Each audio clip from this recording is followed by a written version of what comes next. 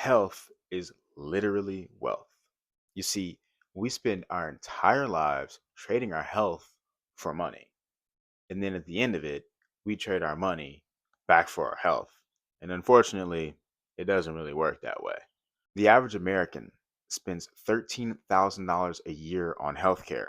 59% of Americans are one paycheck away from homelessness. That's one extra unexpected hospital bill. Good health not only keeps us from being unexpectedly poor, it also can create the conditions for us to create long term generational wealth. Have you heard the story of Ronald Reed? If you've been watching the channel, you definitely have. Ronald Reed worked as a janitor and at a gas station for 25 years of his life. At the end, he passed with a net worth of $8 million. How did he do it?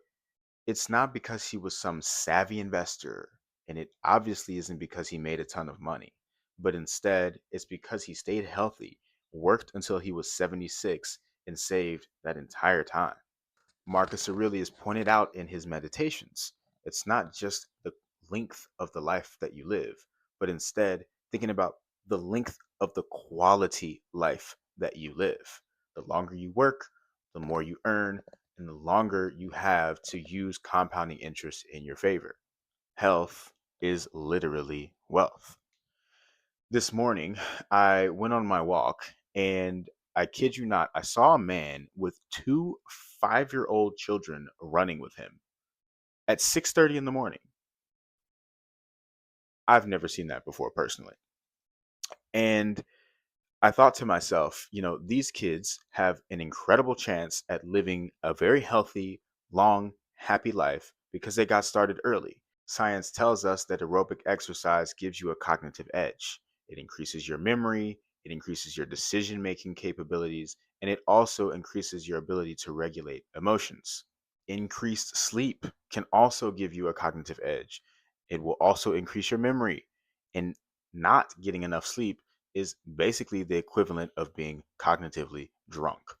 Healthier people are more productive, they live longer lives, and they earn higher incomes in the life that they live.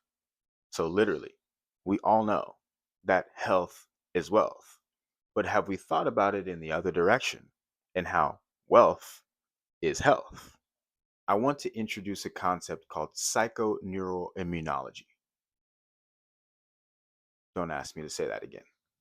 Essentially, the way that we perceive things psychologically can actually affect our immunology and therefore our health outcomes. Specifically, studies have shown that the feeling of having a lack of control over our life can increase stress. Being told what to do, where to be, and at what time can literally make our blood boil. Having low control over our life can lead to increased sustained cortisol release into our bloodstream.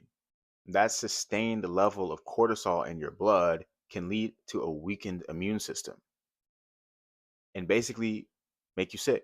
The status of a person's job is more likely to predict whether or not they will have a heart attack than obesity, smoking, or even high blood pressure.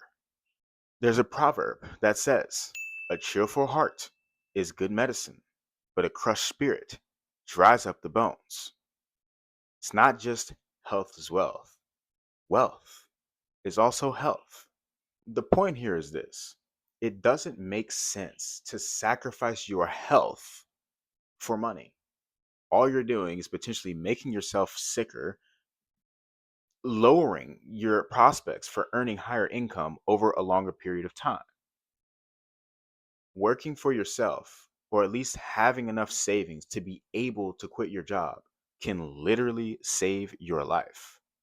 So before you think about spending money on something that you know that you don't need, think about your health. And maybe it's not just about you. Think about your family. Think about your friends.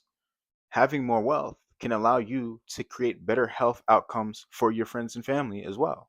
Don't sacrifice your health trying to live a life that you won't even live long enough to enjoy. Time is not money. Time is precious. If you enjoyed this video, be sure to hit the like button and subscribe.